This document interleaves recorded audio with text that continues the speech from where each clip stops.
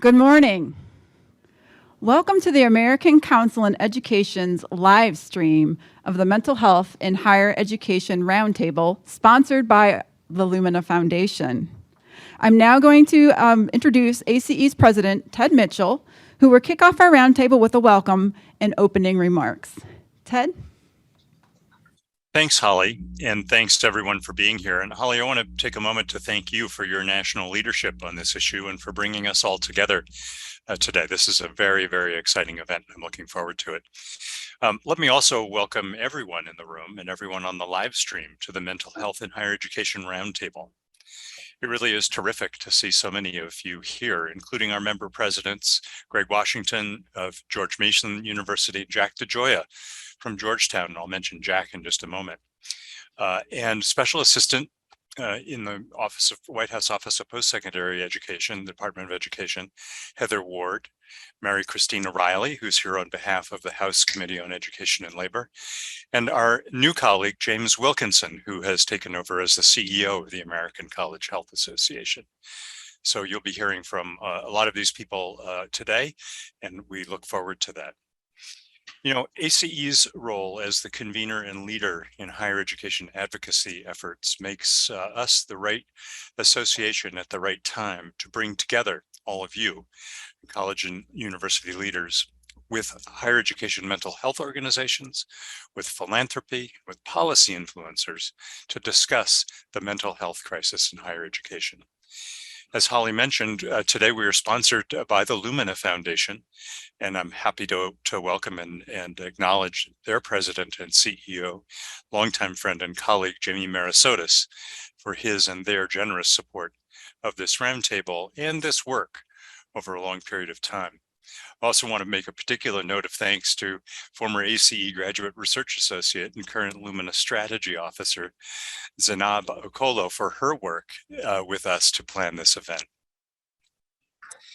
You know, we know and have known really from the very first days of the COVID crisis, but before then, that mental health as an issue is not new to higher education. Almost 5 years ago, Jack DeGioia, the president of Georgetown, approached ACE with some resources to help us raise the profile of mental health issues on college campuses and to communicate ways to address it with college and university leaders, policymakers, and philanthropists. His important start contributed to a critical foundation work at ACE. And as this crisis has escalated in the wake of COVID-19, racial injustice and threats to our democracy have driven home the point that mental health is an issue, and like all other issues in our society, is not divided equally among all of its participants, but weighs heavily on those with the fewest resources, with the least social capital, and those who are least well represented on our communities. In ACE's Pulse Point surveys over the last 18 months, the majority of college presidents, often more than 70%, have consistently identified student and faculty mental health as a top concern. Think about that. With everything that's going on, mental health has risen to the top of college and university presidents' agenda over the last 18 months. Indeed, a recent Gallup Lumina study found that 3 out of 4 bachelor's degree seeking students had considered stopping out of college in the past 6 months because of emotional stress. The latest Inside Higher Education College Pulse of March 2022 found that 1 in 5 students have struggled with serious thoughts of suicide during college. Healthy Minds data show a steady increase in levels of anxiety and depression for college students. And as I mentioned, while all college students face challenges, this has been particularly acute among students of color, low-income students, and college athletes who face higher risk of depression. Faculty and staff, too, are reporting high levels of stress and burnout, which is contributing in our field to the Great Recession. Sorry, resignation. We hope we're not headed for another Great Recession. But that's above my pay grade. We know that institutional practices around mental health and well-being play a critical role in student success. Resources to address this issue on campuses, unfortunately, can be limited, especially with all of the competing demands. For example, some institutions don't have counseling centers or a very limited amount of hours to serve student needs. And those who do have counseling centers find that even with increased capacity, they cannot meet the demand. To help address these limited resources, the Department of Education issued guidance in May to help campuses utilize the Higher Education Relief Funds, the HERF funds, which were created to help students and institutions weather COVID. To make these resources available to address and support student mental health needs. We know that more needs to be done and that this issue cannot be addressed by campus counseling centers alone. We also know that this is not a moment in time where COVID has created this crisis and it will go away at some point. We know that these issues are here to stay. To address this urgent challenge affecting all of our nation's campuses, we brought together all of you in this room and virtually, mental health thought partners, higher education leaders, funders, policy influencers, for a roundtable to discuss synergies, collaborations, and the path forward. In that, we see this as a part of a continuing discussion with all of you, with government agencies and with philanthropies, as we continue to make mental health a priority and continue to address mental health issues with diligence, resources, and a great deal of care. Later this morning, we will hear from the U.S. Surgeon General, Dr. Vivek Murthy, in a fireside chat to help us frame the work we need to do in higher education at a national level. I'm very much looking forward to learning from him and from all of the dedicated professionals who are gathered here today. Thank you again for being a part of us. The efforts of today will inform ACE's research, programs, and advocacy for the future of mental health in higher education. And I am thrilled that you're all here to take part in it. So Holly, I'm going to hand it back over to you and for the important work of the day. So thanks all for being here and look forward to our discussions. Thanks so much, Ted. Thank you for your remarks, and thank you for your leadership and your support on this issue as well. Welcome, everyone. So glad that you're here in this room and tuning into the live stream at home or in your office or workplace. Let me more formally introduce myself. My name is Dr. Holly Chessman, and I am the Director of Research and Practice here at the American Council on Education. After working in student affairs for almost 17 years, 10 of those in student housing, I came to ACE in 2018 to work on the issue of student mental health, right when we were beginning to call the issue a crisis. As President Mitchell mentioned, my work was made possible by the generous support from Georgetown President Jack DeGioia, and my charge was to get to know folks in the higher education mental health space, do a research-based blog, and translate the importance of this topic to college and university leadership. Almost 5 years ago, I began meeting with many of the thought leaders who are in this room today. And over the course of 5 years, we've worked together to publish blogs, reports, briefs, and we presented webinars and ACE annual meeting sessions to hosts of college and university leaders, all with a focus on student mental health and well-being. I feel very fortunate to know the folks in this room because they have helped ACE bring important content on student mental health to college and university leaders across the country. Today, we are in a different place than we were 5 years ago. We are collectively weathering a pandemic. We are dealing with the impacts of climate change. We are witnessing and protesting racial injustice. And we're watching threats to our democracy unfold. This moment is critical. And ACE knows that it is essential that we work collaboratively to address this complex issue. We brought together the great minds in this room today to not only talk about the mental health crisis we are currently facing in higher education, but how can we mobilize our current networks and our membership to create future environments for student flourishing. Our role as a presidential membership organization and higher ed convener puts us in the unique position to bring voices together in experiences that are ultimately going to create a vision and action plan for the future of mental health. As President Mitchell mentioned in his opening remarks, the data on student mental health point to increases in the amount of college students reporting depression, anxiety, serious thoughts of suicide, and a desire to stop out due to emotional stress. You can also see this reflected in our pulse point data. And these pulse points are basically short surveys designed for presidents to get a pulse on a particular topic. We've done a number of these, including ones on racial campus climate. We've also done one on student mental health in particular in 2019. But we did this series of these pulse point surveys throughout the course of the pandemic, and we would ask presidents, give presidents a list of 15 issues and ask them to select 3 that were most pressing in the moment. And so what I'm going to show you now on this slide is throughout the pandemic and current day, presidents indicated that student mental health was a top of mind concern. And you can see this from the data here on this slide. You see at the beginning of the pandemic and then all the way through to December, you see that presidents, a lot of times over 70% of presidents were indicating that student mental health was a top of mind issue, and more presidents selected that issue than any other issue. And you can also see that by the light blue line on this figure, that faculty and staff mental health was also top of mind for college and university presidents during the pandemic, usually in the top 1 to 2 to 3 area. In September of 2021,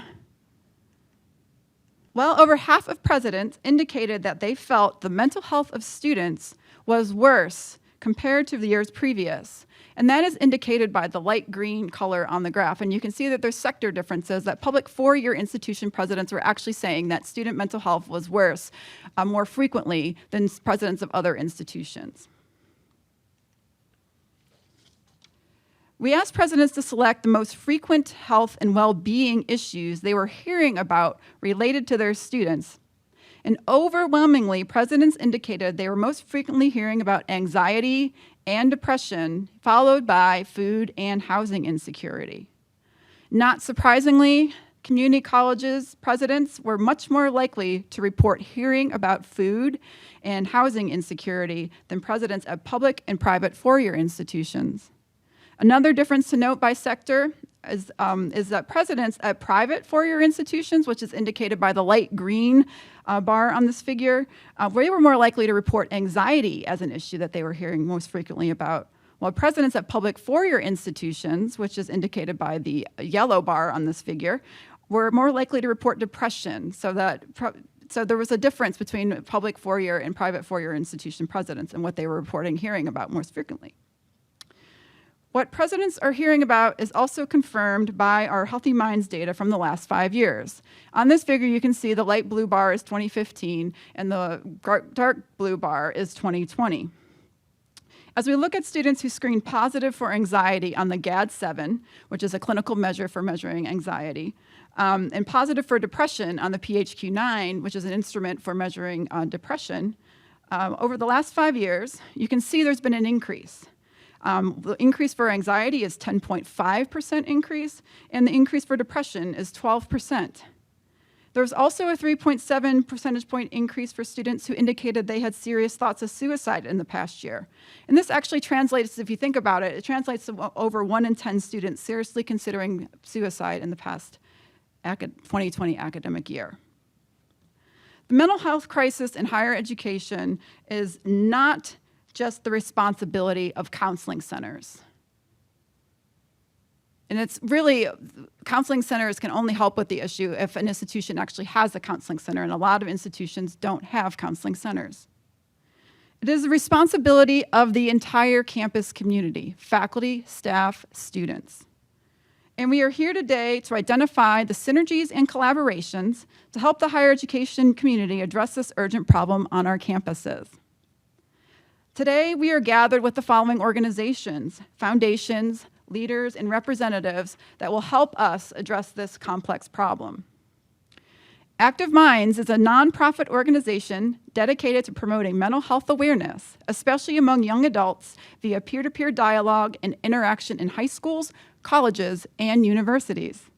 Through programs, research, and advocacy, they are working to change the culture around mental health in classrooms, workplaces, and communities by reducing stigma. The American College Health Association, or ACHA, is the principal leadership organization for advancing the health and well-being of college students and campus communities through advocacy, education, and research. They are the professional home for our college health and wellness professionals. They have been at the forefront of helping institutions manage this pandemic and other health-related issues, including monkeypox. They are responsible for the National College Health Assessment, which is the largest and the longest-running study survey of college student health. The Action Network for Equitable Wellbeing, or ANEW, formerly the 20 by 30 Network, is an improvement network that unites people who are determined to disrupt the status quo, and they are committed to doing the hard work of catalyzing the transformative change that is necessary to enable all college students to thrive and flourish. They're offering a series of communities and programs to address equity gaps related to well-being in higher education. The Association for University and College Counseling Center Directors, or AUCCCD. This is the professional community that fosters counseling center director development and success through networks, resources, programs, and conferences. Their annual survey, which we use quite frequently in my work, of counseling center directors, helps us better understand the trends and the different factors that are impacting our campus counseling centers. The Center for Collegiate Mental Health, CCMH, at Penn State University, it is an international practice research network of over 700 college and universities dedicated to research on college mental health. They release an annual report, which I use also quite frequently in my work, to describe college students seeking mental health services. They've also released a really important tool called the Clinical Load Index, which helps inform staffing levels at counseling centers. The Healthy Minds Network.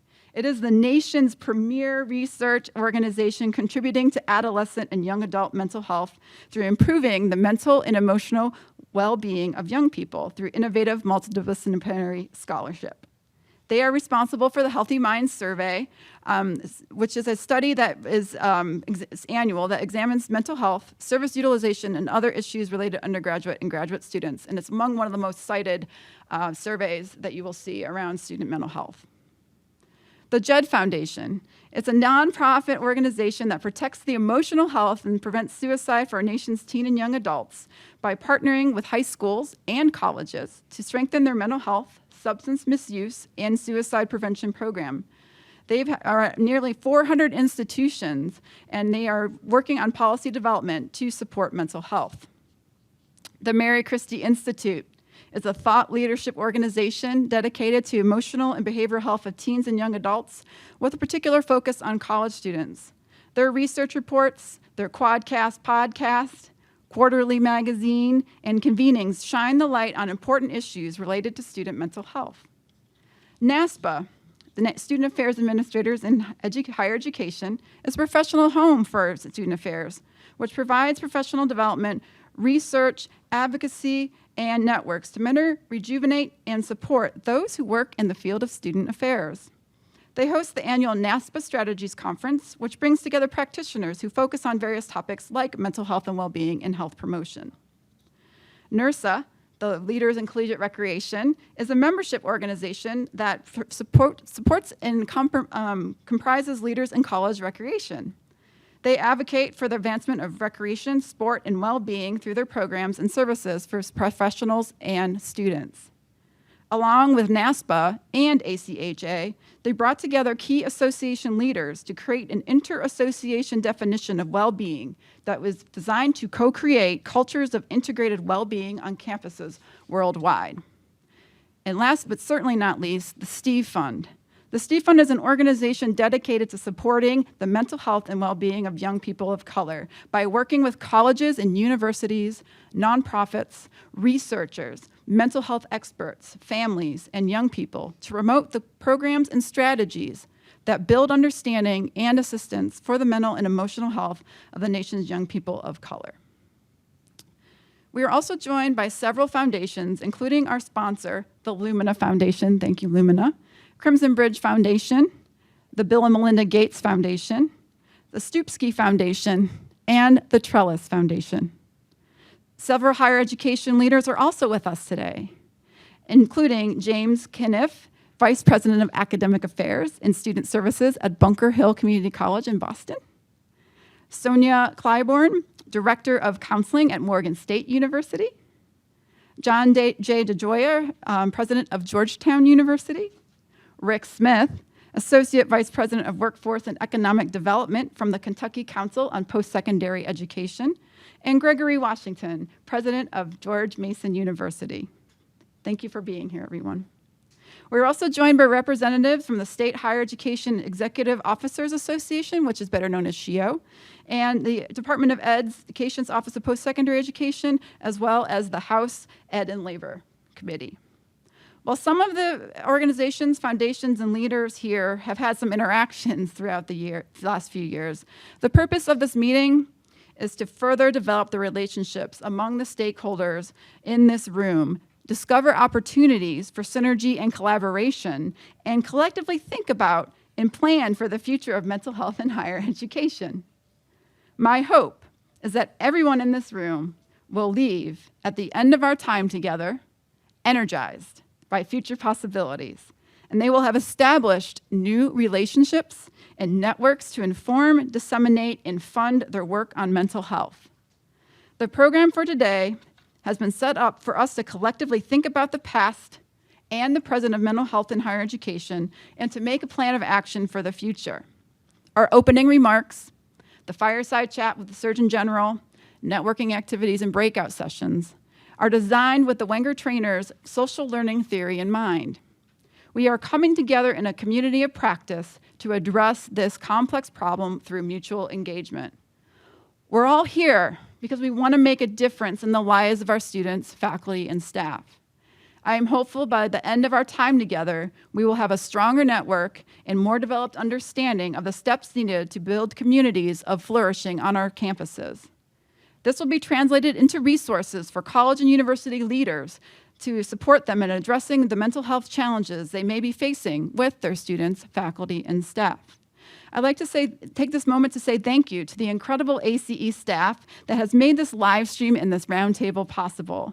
Thank you to the VTMP team, the web team, the creative content team, the government relations team, our Education Futures Lab team, and marketing, as well as Darren Cambridge, who will be my co-facilitator today. I'd also like to really express my gratitude for the Lumina Foundation for their sponsorship of this meeting. And now I'm going to turn the microphone over to my friend and colleague, Dr. Zainab Okolo, who's going to talk with you about Lumina's work in this space, and she will also introduce the fireside chat. Thank you again, everyone, for being here. Thank you so much for that introduction, Holly, and good morning, everyone. I echo Holly and would like to thank each of you for taking the time to be here today. For those of you I have not yet had the pleasure of meeting, my name is Zainab Okolo, Strategy Officer with the Lumina Foundation, an independent private foundation that is committed to making opportunities for learning beyond high school available to all. I am thrilled to support what I know will be a productive roundtable focused on addressing the current mental health crisis on our college campuses nationwide. Many thanks to ACE's leadership for having the foresight to hold space for such a pivotal and timely conversation. Ted knew early on that mental health would eventually make its way to the center of our student success conversations, and that we would be in a space where the issue would not and could no longer be ignored or overlooked. Thank you, Holly, and thank you, Ted. So my professional background is situated in both student affairs, institutional research, along with clinical mental health practice. While I recognize this makes me a bit of a unicorn in the higher ed philanthropic policy space, my career path has been guided by a sense of urgency, of which I now recognize to be the need for mental health reform within the higher education field and more directly on our college campuses. As a therapist, by trade and by heart, allow me to set the tone for today's conversation by doing what I'm trained to do, immediately identify and disclose my bias. So first, it has to be said, what we're witnessing today within higher education's current mental health crisis is the awakening of a sleeping giant. I spent the formative years of my career at the front lines of student services, as an academic advisor, a director, and in this role, I supported students in everything from creating clear academic and corresponding career maps, to providing resources to support students struggling to reclaim their focus after their first major heartbreak, to shaking off the hesitancy on engaging other campus services like the food pantry for food insecure students, and even helping some students, particularly first-gen students, find the courage to have the tough conversations with their extremely invested parents around changing their major from, let's say, pre-med bio to psychology. Thanks for your patience with that, Mom. And in all of those roles, there was never any doubt in my mind that a student's mental health significantly informed their ability to navigate the exciting, albeit new demands of the college experience. What the institution lacked then has now become the roadmap for what students are demanding now, and also what will be key to higher education's continued success. Some of those demands include accurate and equitable access to quality mental health diagnostic tools and assessments, guidance towards matching to mental health practitioners, and finally, clear institutional policies that will not inadvertently punish students for engaging those resources. For example, taking the time they need to tend to their mental health challenges away from campus for a semester or two. These limitations have been decades long and completely agnostic of institutional type. As a space, we simply hadn't decided that mental health or mental health needs were our direct responsibility, or that we were equipped to address such needs, or maybe even that we could in fact do anything about it. Now the data is telling us that if we choose the business as usual route or approach, saddling students with the full weight of navigating these challenges on their own, left to try and decipher the fine print of their own insurance policies while attempting to establish services, and in worst cases, to self-diagnose and then medicate, we only stand to lose more students than we anticipated.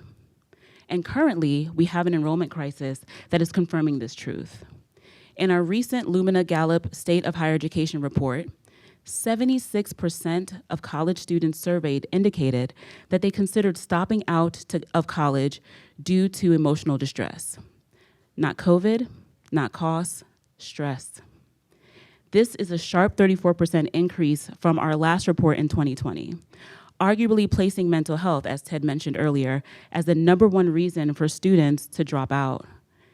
This is a significant finding, and not only helps us to better understand and account for the well over 1.5 million students that have stopped out since the start of the pandemic, but also points us more definitively towards where we should be investing our resources and strategic efforts right now. In keeping with my bias, let's talk a little bit about trauma and its disproportionate impacts on student populations. While the pandemic, civil unrest, racial reckoning, mass shootings, political upheaval, and climate disasters took place within the span of 2 to 3 years, we are now servicing a unique generation of traditional age students that have faced what is known as a complex collective trauma, which is the exposure to varied and multiple traumatic events, often in an invasive interpersonal nature. When left ignored, such trauma can be very devastating and lead to devastating outcomes. This year alone, we've seen it. We've witnessed a sharp increase in both suicide attempts and completions.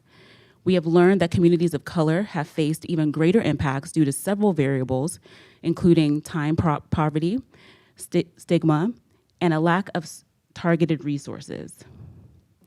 Intentional investments must be made in servicing those of us who have been simultaneously and disproportionately pushed to live at the margins, yet serve at the front lines of society, for whom the very human need of rest is considered beyond restorative, but a radical revolutionary act of resistance. Taking pause to tend to one's mental health has often been viewed as yet another indulgence of the privileged. higher education has an opportunity now to heal this disparity and to rectify this injustice. Because the truth is that no matter the amount of grit or persistence a student carries, no one has the ability to outrun the inevitable and general impacts and generational impacts of trauma. And left unprocessed, we face first the impacts on us individually, then as a community, and then finally as a nation. As we imagine a more inclusive and healthier higher education landscape, the future of our space and our society rests in our willingness and ability to answer these and many other really, really hard questions related to the impacts of trauma on student mental health by both supporting and providing students with everything they require to experience the psychological safety necessary to learn, earn, and lead fulfilling lives. And yet this crisis comes with so much opportunity. So it is my honor to introduce two leaders of whom I know will offer deep insights and help us build out our conversation around what I now hopefully have successfully set up the urgent question in your minds: what in the world do we do now? First, I would like to introduce our speakers, Jamie Merisotis, who will be leading us in a fireside chat with the 21st U.S. Surgeon General, Dr. Vivek Murthy, a clear advocate for student mental health. Jamie is a globally recognized leader in philanthropy, education, and public policy. Since 2008, he has diligently served as the president and the CEO of the Lumina Foundation. He previously served as co-founder and president of the nonpartisan Washington, D.C.-based Institute of Higher Education Policy, and as the executive director of a bipartisan National Commission on College Affordability appointed by the U.S. President and congressional leaders. Jamie is the author of Human Work in the Age of Smart Machines and America Needs Talent, which was named a top 10 business book of 2016 by Booklist, a publication of the American Library Association. A frequent media commentator and contributor, Jamie's writings has appeared in the New York Times, Inside Higher Ed, the Wall Street Journal, Washington Post, Politico, and many other publications. Welcome, Jamie.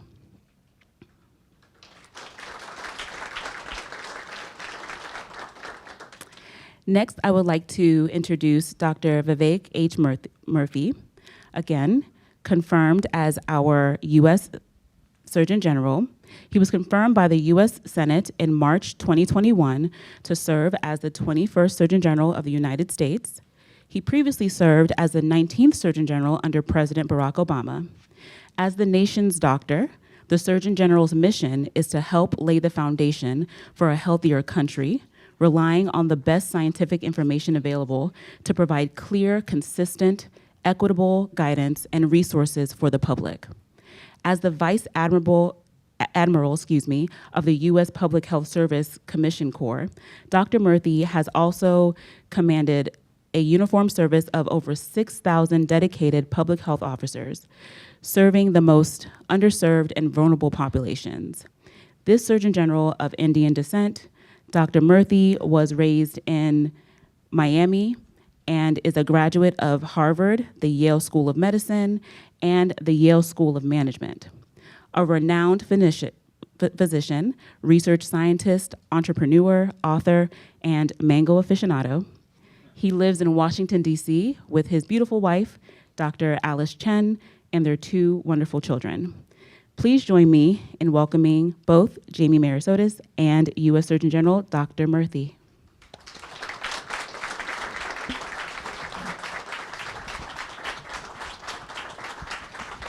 Good morning, everyone. Delighted to be here. I want to welcome the Surgeon General, Vivek Murthy. Thank you very much for being here and being a part of this important convening. And we're going to jump into our conversation in just a moment. I wanted to begin first with a word of thanks, both to my colleague Zainab Okolo, who you just heard from, who has been a tour de force for us at Lumina Foundation on this issue of mental health in higher education, has really sort of shaped a lot of our thinking, as well as to Holly and the entire ACE team for their leadership. And I want to thank both Holly and ACE President Ted Mitchell, who we heard from a few minutes ago, for their leadership at a national level in highlighting the importance of student mental health in higher education. It's a very important topic. You know, as the CEO of Lumina, part of my job, I think, is to ensure that the work we do is guided by our equity-first mission. It is an important part of who we are as an organization and what we hold ourselves publicly accountable for. Addressing challenges and investing in solutions geared towards tackling hurdles that hinder equitable access to higher education, to student retention, and to other issues very important both to the students and to the nation. Unlike at any other time in our history, as we face the 1.5 million student enrollment plunge that we've seen since the pandemic, student mental health is being centered and prioritized, driven in large part because of the toll that the pandemic has taken on how students think about, respond to, and engage in their educational pursuits. Many are, I think, rightly demanding that systems become more intentional regarding the resources made available to them on campus. So as we think about the broader context, what both Ted and others have referenced already this morning, threats to democracy, the framing of equity initiatives as so-called divisive concepts, climate change, and broader social risks, we're compelled, I think, to get clearer about our intentions and our focus points. Addressing the mental health needs of our students, I think, allows us to begin that important work because our students, after all, are not only the lifeblood of our institutions, they represent the potential and talent of the entire nation. So with that, as we take on this important challenge, I want to turn to the Surgeon General to help us make sense of this phenomenon as we think through what our respective roles should be in helping to solve for this crisis. So welcome, Dr. Murthy. Well, thank you so much, and it's great to be here with all of you. How's everyone doing today? Good? You guys are remarkably awake for being at this hour of the morning, so kudos to you. We promised each other outside that we're going to try to be less formal than what I just did, so that was the end of the formal part of the conversation. And I actually wanted to kick us off and maybe just talk a little bit about part of what I referenced in the setup with, you know, these issues of COVID and racial injustice and all these other issues that are going on obviously represent an opportunity bringing student mental health into focus. So how do we seize that opportunity? And what is it that we in the colleges and universities, in philanthropy, maybe even in state governments can do to help highlight and actually address these important needs that we see among our students? Yeah, you know, when Jamie and I were chatting, a bit ahead of time here, I was just mentioning to him that I feel like we have this really powerful and unique window of opportunity right now to talk to the country about mental health, to actually take action on mental health in a way that we haven't had certainly in the last few decades, at least. And there are a few things I think that are critical about this moment. One is that we use this opportunity to really, there's a crack in the door. We need to really blow that door open in terms of enabling the kind of conversations that happen about mental health that happen all the time about physical health, right? And we know that even though younger generations have less stigma associated with mental health compared to older generations, the stigma is still there. And when I do roundtables with young people across the country, I'm sure in your own work, you see that as well, the shame or reticence that people have when it comes to talking about some of their struggles, particularly when it comes to bullying, which we know contributes greatly to the mental health struggles that young people have. Many young people don't want to admit that they're being bullied because they worry about what that says about them. Maybe they're weak, maybe they deserved it in some way. These are the thoughts that go through your mind when you're the victim of bullying. I say that as someone who as a child was experienced that myself. So I think we have to find ways to model what it's like to talk about our mental health, to help people understand that mental health is health. It's part of our health, no less important than our physical health. And I think getting to the day where people feel less, less sort of embarrassed, if you will, or reticent to talk about their mental health struggles, in such that they could talk about it the way they would a sprained ankle or any other physical ailment. That's really where we need to go. But that won't happen if people don't see that being modeled by the folks around them. I think that conversation piece is something we can do on college campuses and schools, in our own work environments, and certainly in our homes. The second thing I think that's very important is that we have to use this moment to make care, to make treatment more available to people. The old model of care was it was that, you are here and that a provider is there, and you go there, and you wait for however long it takes, and you hope that your insurance covers it, and that's how the system of mental health care worked in the United States. And what we have to do is not only knock down those barriers, whether they're insurance barriers or logistical barriers, but we have to bring the care to where people are right now. One of the silver linings, I think, of COVID-19 is it did force us to use technology to deliver both physical and mental health care much more readily than we were doing before. But we can't allow ourselves to regress to where things were back in 2019. We have to continue to use technology to make mental health care and counseling available to people. We've got to bring more and more counselors into our schools and universities. As many of you know well, our ratio is still way past where it needs to be in terms of too many students per counselor, if you will, in school-based settings. So thankfully, through the ARP, the American Recovery Plan, we actually do have billions of dollars that were put forward, for schools that they could use to bring counselors into schools. But you've all been in this space a long time, and you know that one of the great challenges we've had as a country is that we tend to fund things in crisis mode, right? As opposed to providing the sustained funding that people need, and that's one of the reasons why President Biden has actually asked for billions of dollars to support mental health causes in his budget, because the budget is the sustained, support that we need. Periodic, injections of support like the ARP are important, and they helped us get over a big hump, but we've got to continue that investment longer term. There are many more things I could mention, but the last thing I'll just say, in addition to thinking about how we change the conversation about bringing counseling resources closer to people, is I think when we think about educational settings in particular, and communities more broadly, it's important that we take advantage of prevention programs that have been shown over time to work when it comes to reducing the likelihood that our kids will struggle not only with mental health concerns, but with the broader set of substance use disorders that too many of our children, suffer from these days. These programs are often quite cost effective. They're school-based programs. They often don't take a ton of money to set up, but they do take know-how, right? They take technical expertise.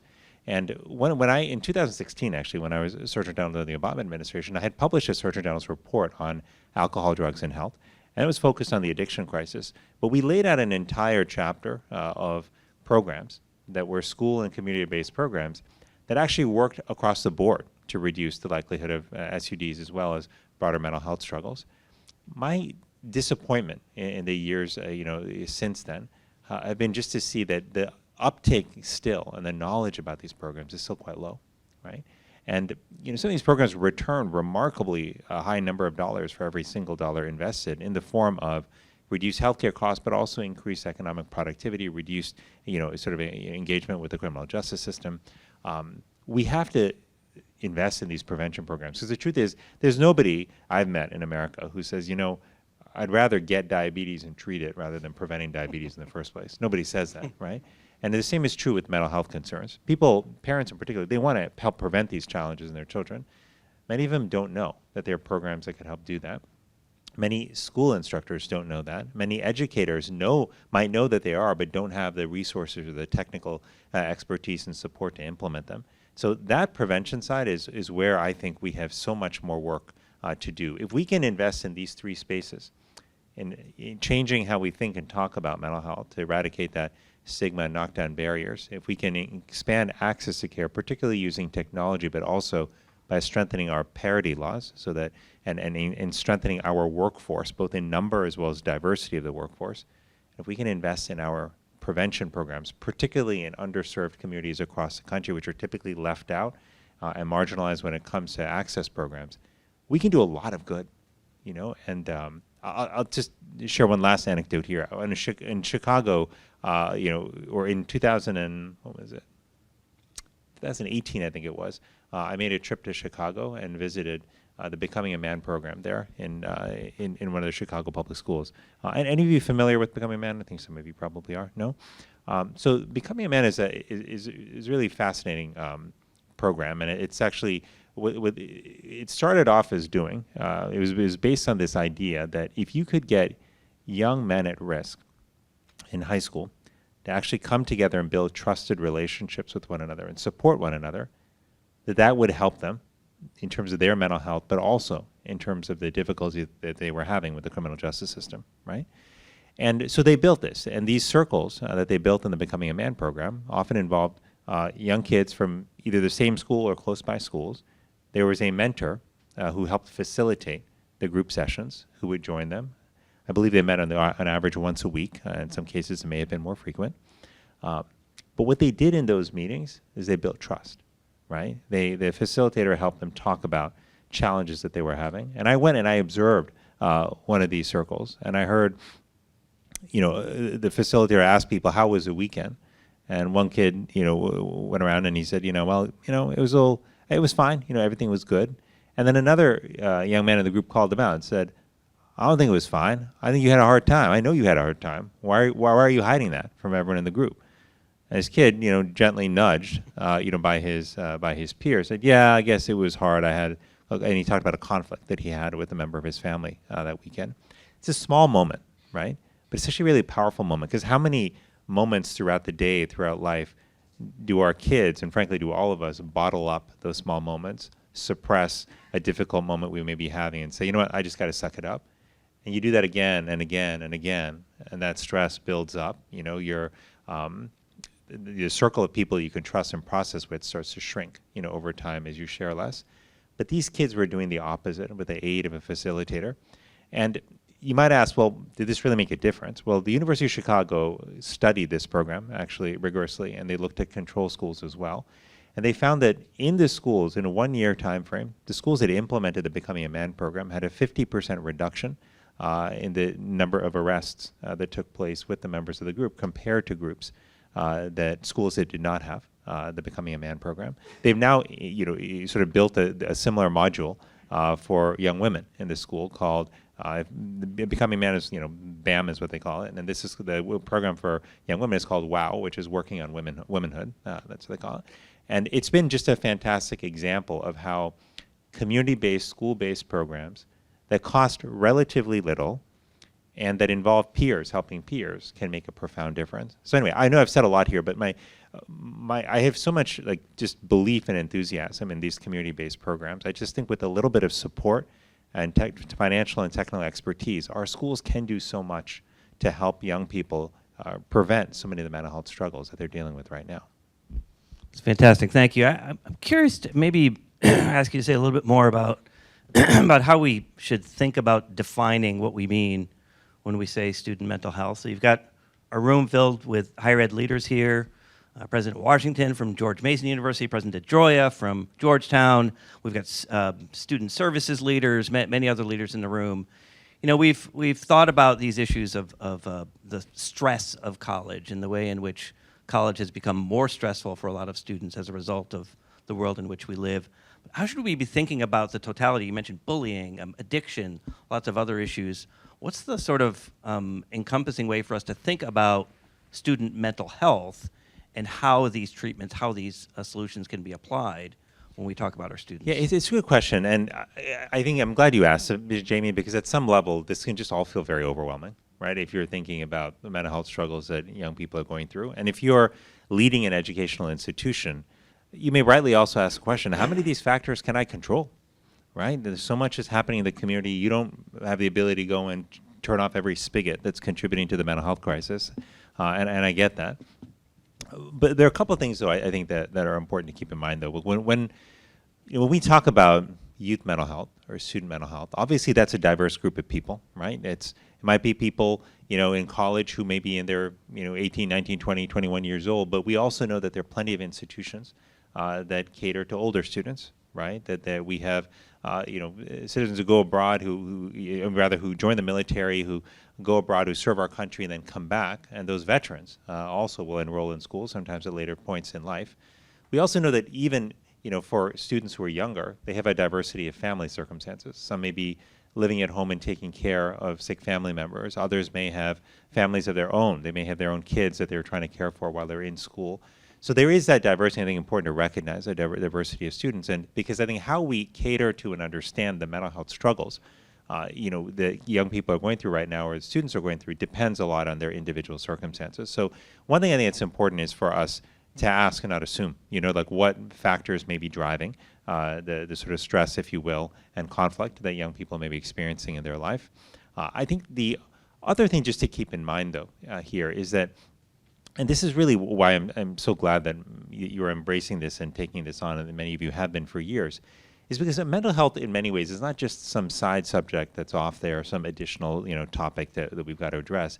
It really is foundational to how our children do, right? So I think about mental health really as a fuel that allows us to show up in life, whether that's showing up for our friends and family, showing up in the classroom, whether it's showing up at our job. When we struggle with anxiety, with depression, when we struggle with our own sense of self-worth, which so many young people do today, that takes a toll on us and on how we show up to the world around us. So if we want our kids to succeed in school and in the workplace, to build healthy relationships, we need to focus on their mental health.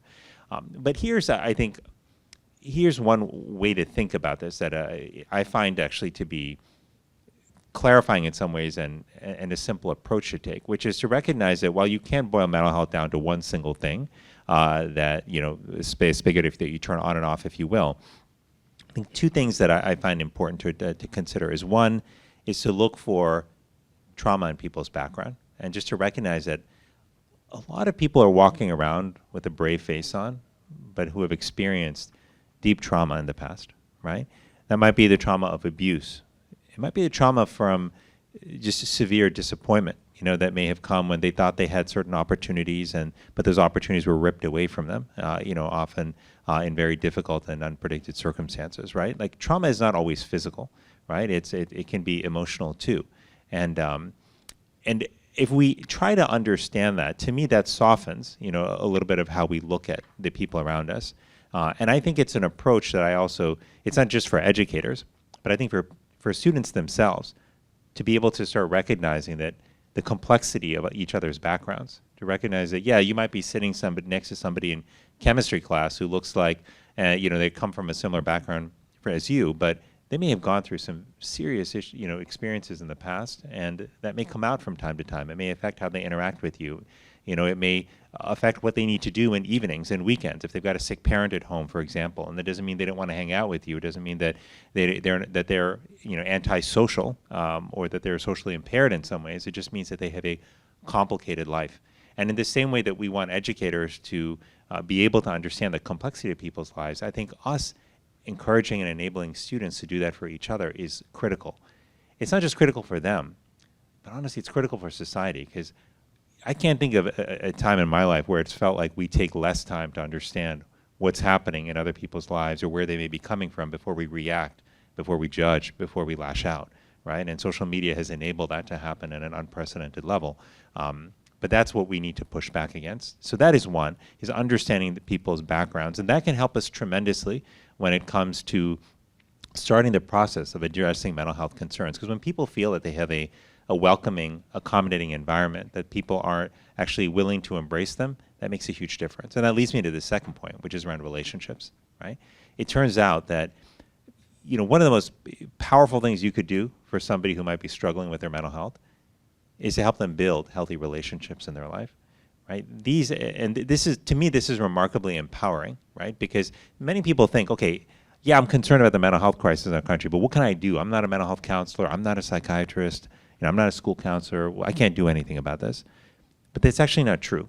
It turns out that your ability to reach out to other people, with kindness and compassion, to show that you care about them, your ability to create a space where they can talk openly, which means that you listen, to what they have to say without judgment, and your ability to build just honest, authentic human connections with one another, that is incredibly powerful. That is nature's sort of natural, nature's medicine, if you will, for our minds and for our hearts.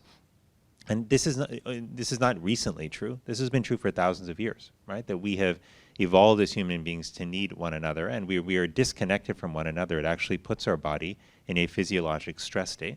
And we know what happens when we are stressed, right? In the short term, it can be helpful, right? If somebody, is coming at you to attack you, your body goes into a stress state that enables you to run away fast to avoid injury. But chronic stress is a whole different beast, right? And that increases inflammation in our body. That damages tissues and blood vessels. That leads to the chronic illnesses that we are contending with today, like heart disease, for example. So that loneliness that people are experiencing now is happening at record levels at a time where we actually need more connection, right? And this is not like true and unrelated. I think in part of the mental health struggles that we are seeing in our country are because people feel more and more disconnected from one another. When Cigna, the insurance company, did a survey in 2018, 2020 of loneliness across the age span, they found that a remarkable percentage of people in America are saying that they are struggling with loneliness. It was more than 60% on the survey, they said. And if it's 60% who actually admit it, the real number is probably higher. But what they also found, which was striking and somewhat counterintuitive, is that the age group that was struggling the most with loneliness was in fact young people. And people think, hey, how could that be? They're so connected by technology. They're constantly talking to, texting to, their friends. Like they're on social media all the time. But is that part of the problem? Maybe it is, because it's about the quality of connections that really matter, right? And when I talk to young people in roundtables all across the country, they tell me two things about their experience with social media. They say, number one, it makes them feel worse about themselves. And number two, it makes them feel worse about their friendships. Because they go and they see all their friends doing these amazing things without them. And thought, hey, maybe I guess we weren't as close as I thought. I feel kind of left out. That person's living a great life, and doing so without me. So I share this because, yes, there are a lot of things we could do in educational settings to help, and I mentioned them up top, right? The investment in prevention programs and helping, bring counselors onto campus, increase access to treatment, change the culture around mental health. But one of the most powerful things we can do, regardless of our background, our expertise in mental health, is to create an environment where young people can actually build stronger connections with one another, where they can come to know each other better. And that doesn't just happen by throwing people in a room for a happy hour and putting a pizza in the middle of the room, right? I'm not saying pizza nights are bad, right? I mean, it's a great way to get people to come to meetings, and like, hey, I was a student too, I remember this. But my point is that if our goal is to give people opportunities to truly understand one another and build connection based on that understanding, we sometimes need a little bit more in the way of spaces and structures and diversity of spaces and structures to enable that. Because if you're introverted, for example, going to a whole bunch of parties, for example, is not necessarily the way you're going to meet people, right? And if that's what orientation week is all about, might be a little bit tougher. But having smaller groups, where people can get together and know each other, having a little bit of structure to help break the ice so that people can actually share and see each other sharing, that can go a long way toward creating those connections that we need. And we can measure this as well, right? Like we have surveys to understand the prevalence of loneliness, validated surveys that are used in research studies and have been for years. To me, measuring and building social connection on our campuses could be one of the most powerful things that we do to help strengthen the mental health, of young people all across America. So, you've covered so much there. I want to key off of a couple things that you said. So, at Lumina Foundation, we've tried to be a catalyst for the country, as you and I were talking about, to increase attainment. And if you think about how attainment works, attainment is some combination of increasing participation, right, creating greater access to higher education, and then ensuring that the students who get there are actually successful, that they get through, that they succeed, that they complete their credentials, et cetera. Several of my colleagues in the room are leading our work on student success. Dr. Jasmine Haywood, Zainab Okolo, who we met earlier, and others. They spend their days thinking about what you talked about earlier, which is how do we make these campuses more welcoming, more accommodating for students in order to help them succeed, because we have tremendous leakage in the system of the students who gain entry in terms of their likelihood of succeeding and actually getting that credential. And one of the biggest issues that we deal with at Lumina Foundation as part of our Equity First underpinning is to try to understand the different experiences that historically marginalized students face when it comes to these issues of mental health, thinking about systemic racism, thinking about these issues of injustice, of the disproportionate impacts of COVID, of all of the things that we know are, even the divisive concept bills that I mentioned, create additional hurdles for historically marginalized students. How do we target our actions on those historically marginalized students? How do we make sure that the different experiences that they have as compared to majority experiences are reflected in the approach that we take to mental health on our campuses? Yeah, that's so important because it's important for health in general, but for mental health in particular because it is so connected to conversation and to culture, right? So if we do not have an environment where people feel that the system is built for them or speaks their language, it's really hard to go and to open up to people about some of the real challenges that are happening in your life. So this requires a couple of things. One, it requires making sure that the workforce itself of mental health providers reflects the diversity of the community we're seeking to serve, right? And we know right now, we just simply do not have enough diversity in the broader medical workforce, right? You look, for example, just think about like the number of black physicians that we have in the United States, right? That number has gone the wrong way, like over the years. At a time where we need more providers of color in the community because we know that it makes a difference to communities they're seeking to serve. We know that cultural context matters as well. We know that language barriers can be a profound challenge when it comes to making sure people feel comfortable in getting care. So I think that's one point, is that we've got to make sure that the workforce reflects the diversity of the students we're seeking to serve. I think the second is to also understand the cultural context of our students so that we know how to talk about mental health and well-being. The way I might talk about mental health with a member, let's say, of the Indian community, like where I grew up, my family's originally from India, is different than how I might talk, about mental health with somebody from a different cultural background. And so understanding that is important so that we know how to tailor the right messages to our community, get people to at least be open to having a conversation about mental health and to walking in the door to begin with. And I think the third actually is around, is actually around data. And this is like, sometimes people sort of snooze when you talk about data. But I think folks in this room, more than anyone, probably understand just how critical that data is. The data tells us if we're going in the right direction or not. And specifically, I think what we need to understand better is both the prevalence of mental health struggles on campus, but also who's utilizing resources, right? Because if we understand the answer to the second question as well, like we will likely see what we're seeing in many parts of the country, which is a significant disparity in who's actually accessing care, right? With communities of color and students of color often not accessing those resources nearly as regularly. And we've got to understand why. And some of it is because of what we talked about earlier, stigma, cultural context, the workforce. But some of it's also about access points as well. Like, so we got to think, again, I mentioned in the beginning that the old model of care was you make that appointment in 3 months and then you drive 30 miles, to the appointment. But in this new model, I think we have to think, how can we bring care more easily to people, right? When I was visiting Alaska in 2016, I remember going to a small fishing village in Alaska called Napaskiak. There are actually no roads to Napaskiak. You literally have to either fly there or take a boat there. So we decided to take a boat. So go to the village, 150 people, right? And in the village, there's a small structure. It's maybe a third the size of this room, right? Which was where they provided first aid and they kept a lot of the medical supplies. Two things I remember about that visit in particular. One is they told me that even in that small village of 150 people, that small structure had been broken into multiple times by people trying to get access to opioid medications. That sort of tells you the story of how far the opioid epidemic reached. The second point that's relevant to this conversation is that there was this small screen on the wall, right? It was perhaps as big as the iPad, that's on the table here. And it was just mounted up there. I said, "What's this for?" And they said, "Oh, that's where people can actually get distance mental health care from providers in the lower 48. They come, they literally sit there on the chair, and they talk to a counselor, on screen. Because, not surprised, but they weren't mental health providers in that small village, right, of 150 people. But to me, that was a great example of how you bring care to where people are. And so when I think about students on campus, right, you could have, places where people can very easily get care, whether it's virtually or in person.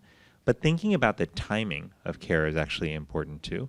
And I heard this so much over the last year and a half from nurses who would say, yes, mental health care is important for us too, but we're working, crazy hours. We're working night shifts a lot where we can't just go out at 2 o'clock, in the afternoon for a mental health care appointment the way other people would. We need something that's available at night, something that you can access on our schedule. And the same is true for students, I think, who often keep different schedules, and this is where the complexity of their lives come in. If you got a student who's working and studying at the same time, has children that they're taking care of or parents they're taking care of, it might not be so easy during daytime hours to go out for an appointment. But if you've got distance services where people can access a provider maybe in another part of the country at a different time scale, that may make a difference. Just like in the hospital, when I was up in Boston, and we had somebody who came in at 3 o'clock in the morning, and we needed to get an urgent imaging study like a CT scan or an X-ray, we wouldn't wait until the next day for somebody to read that, right? We had an arrangement with radiologists around the world where somebody was up somewhere and they could see the film, we could talk it through with them, and then we could treat the patient more immediately. That's the world that we need to move to when it comes to providing care. But this, I think, with this combination of approaches is how we can, I think, help address the challenges that so many students who traditionally come from marginalized communities, I think, provide the support that they need. And again, that data is critical for us to understand how close we're getting to that goal, who's falling behind, where we're falling short, so that we can keep ourselves accountable.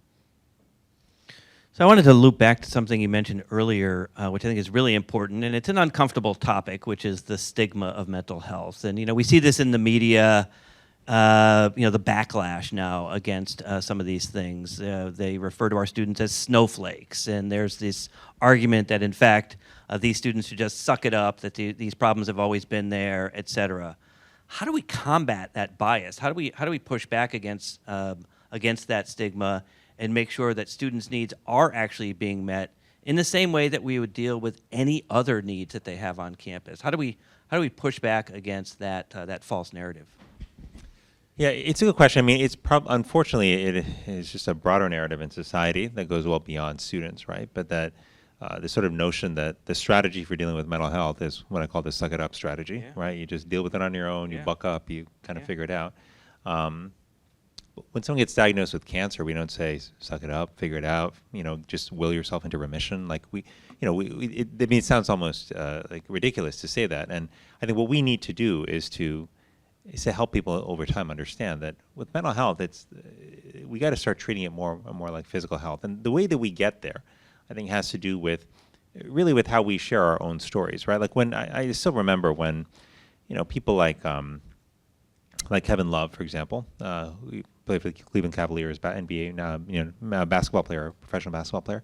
When Kevin Love spoke about his own struggles, with his mental health, it made a difference in particular because people look at athletes, especially professional athletes, as being paradigms of strength.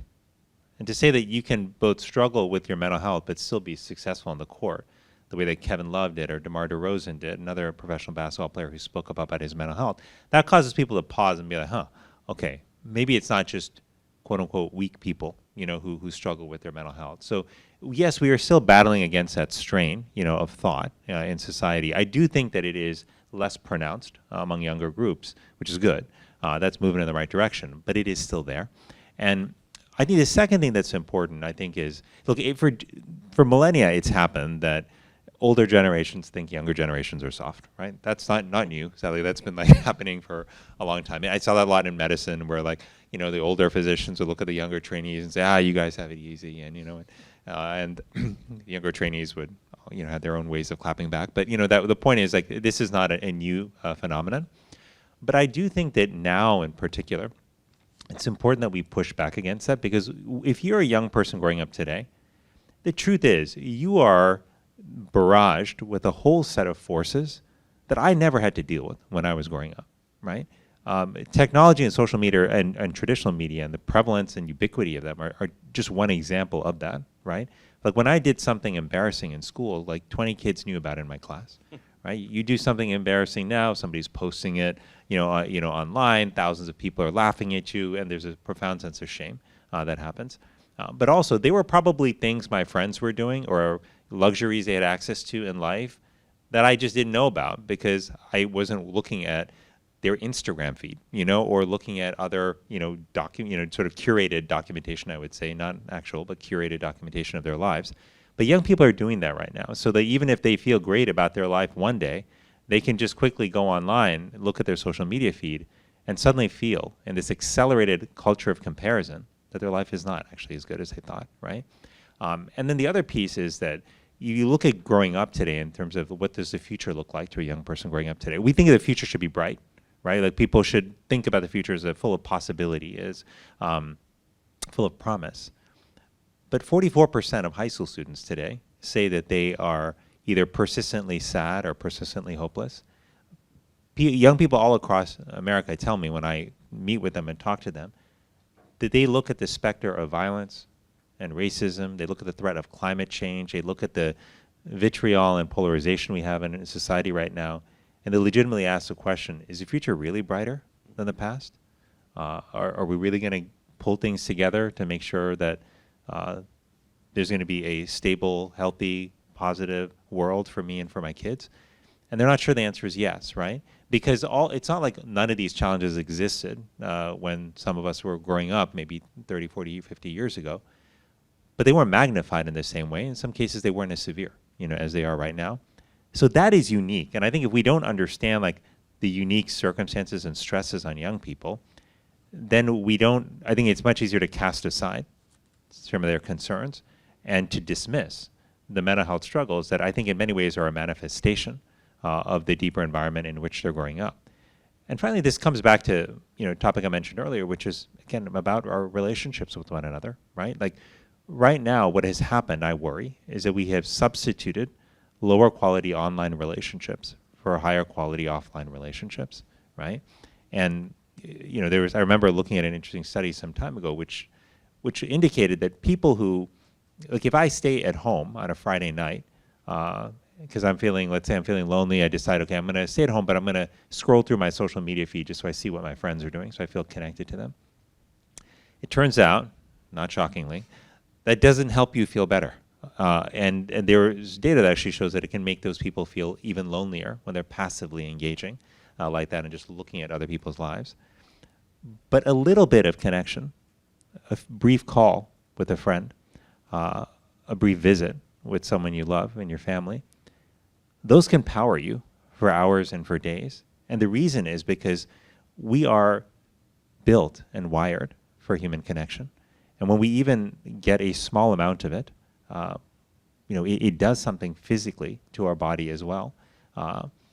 This is important because right now, think about people are parched for social connection. They're starving for social connection. They may not always realize that in their life, but when they experience a bit of it, it can feel so good. I think many of us may have felt that in the last 2 years, especially in the early days of the pandemic when we were restricted from seeing each other. We didn't see friends and family as much.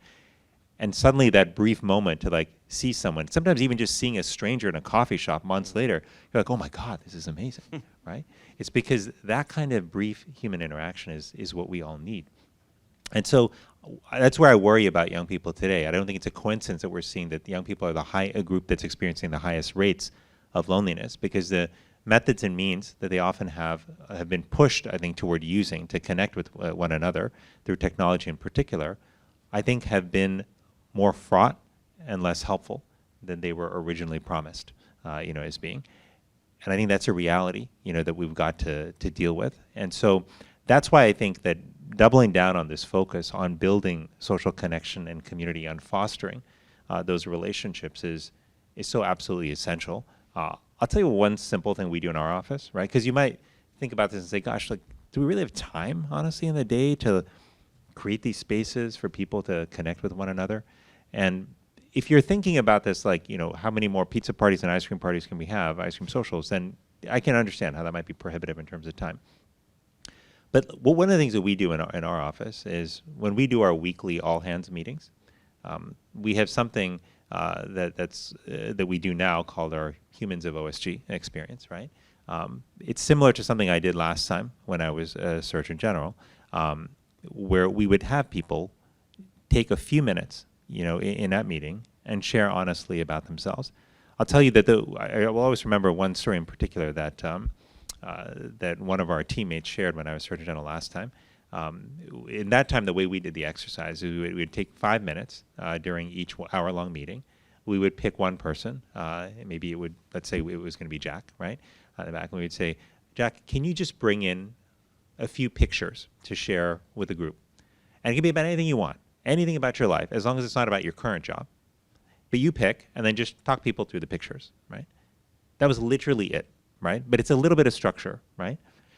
And then people would bring in the pictures. They brought in all kinds of pictures. There's a woman who was in our office who was sort of known as being the nerd of the office. This is the office of Surgeon General. We're all nerds, right? Admittedly.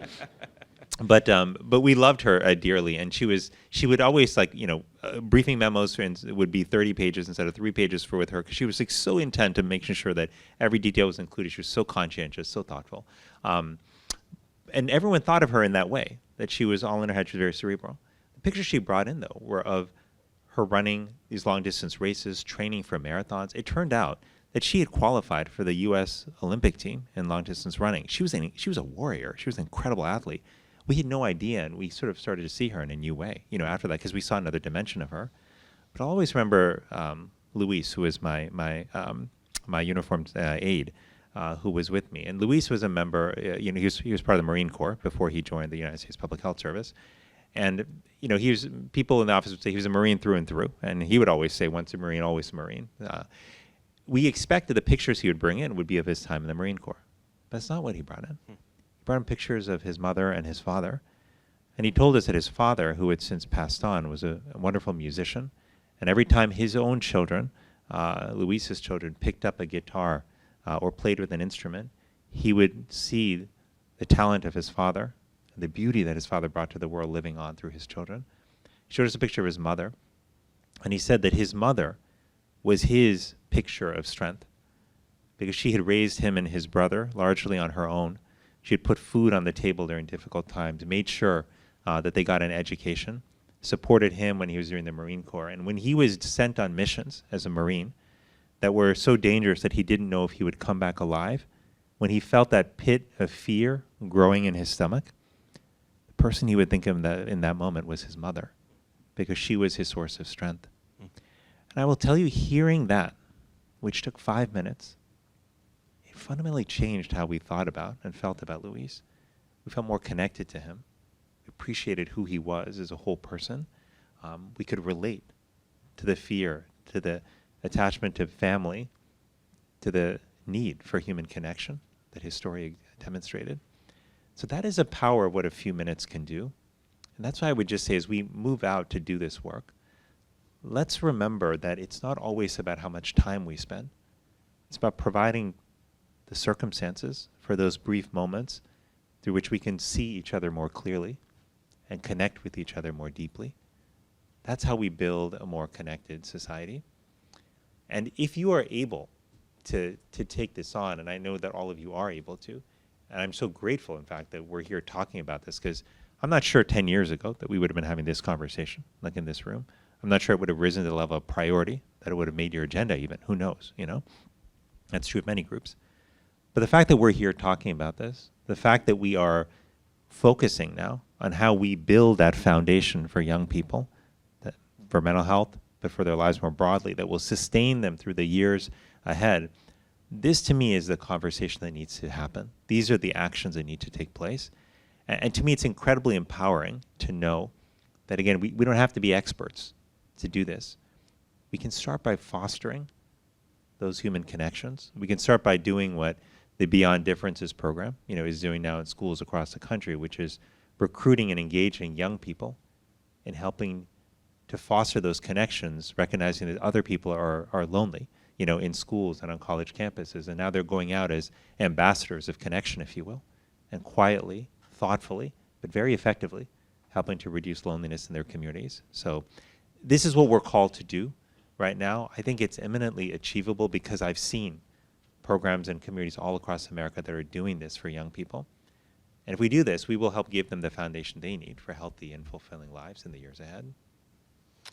Those are great words of advice and inspiration for our work as we move forward with this conversation throughout the day. I know you've got a tight schedule. I want to thank you very much for spending the time with us, giving us a lot of ideas to think about, but also a lot of motivation to reach the bar that you've set in terms of trying to influence what we're doing broadly. So please, Jamie, actually, one thing I would just say in closing here is that I so appreciate the time to be here, but last thing I want to say is about you, not even about the students that you're involved in caring for, but about you. Because to do this work that you're all doing, I know it's not easy, right? You probably have thousands of people who are reaching at you with various expectations, right? People who are depending on you, whether it's colleagues, whether it's students, whether it's educators and administrators, whether it's families who are worried about their kids. Like, you have a lot of constituents that are probably looking to you to help solve problems that you may not have the resources to actually feel you can solve. right? But I think it's so important in the midst of this great effort that we've embarked on, of which you are at the forefront. I think it's important for us also to recognize what you are doing and for you to take care of yourself in that process as well. And I say that knowing that some of this may be obvious, but you should feel you have the permission to take time to take care of yourself, because the world needs you not just for today, but for tomorrow and for the days ahead. And the time that you spend investing in the connection in your own life, spending time with family, turning your phone off at the dinner table so you can just be present with the people you love, taking some time off on an evening or a weekend, even if it's just 5 minutes, to sit on your stoop, on your porch, and just feel the breeze against your face, or read something that inspires you, or spend that time in meditation or prayer or whatever brings you a sense of renewed joy and energy. That is not selfishness. That's not skirting the mission. That's strengthening yourself so you can be there for the folks who need you the most. So I just want to be explicit about that, because my guess is that many people in this room have sacrificed so much for the communities you're seeking to serve that it may have even come at a personal cost, in terms of your own relationships, your own health, physical and mental health. But I do want you to know that we need you for the long term. And I hope that whether it's investing time, and make sure you can sleep, which is critical, make sure that you eat well, making sure that you actually have time with the people who sustain you in your life. I think it's so important that you have that, because there is a window of opportunity we have now. And in that sense, yes, this is a race, but we also know that we have to be in here for the long haul, right? To make sure that our kids will have what they need, that students have that foundation of support for generations going on forward. And the good news is, if we do this, we'll not only take care of yourselves by making those investments, but you will model for young people around the country what it looks like to live a life where you prioritize your health and well-being, while you also seek to serve the communities around you. So I'm just incredibly grateful for you, for all the work that you do, for all the work that we will hopefully do in the months and years ahead on this. Our young people need all of us right now to step up and to help address the mental health crisis in our country. We have a window of opportunity to do it, and I'm excited to work with you on that mission. So thank you. Surgeon General, thank you so much for being with us. Really appreciate it. Thank you, everybody. Very grateful. And now I'll turn it back to Holly.